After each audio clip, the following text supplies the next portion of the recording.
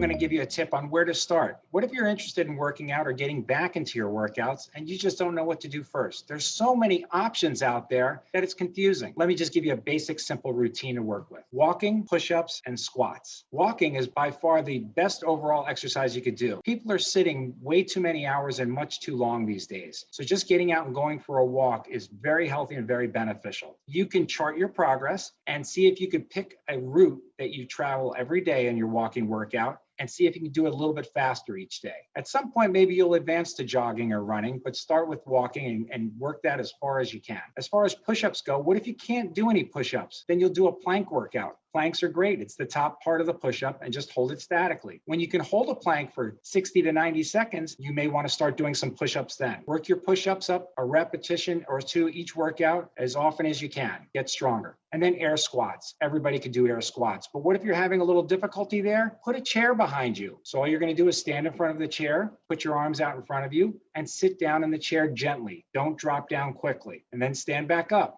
Each time you do that, it's a repetition. You want to do 3 sets of 12 to 15 repetitions. When you get proficient at that, remove the chair and you could just do the air squats.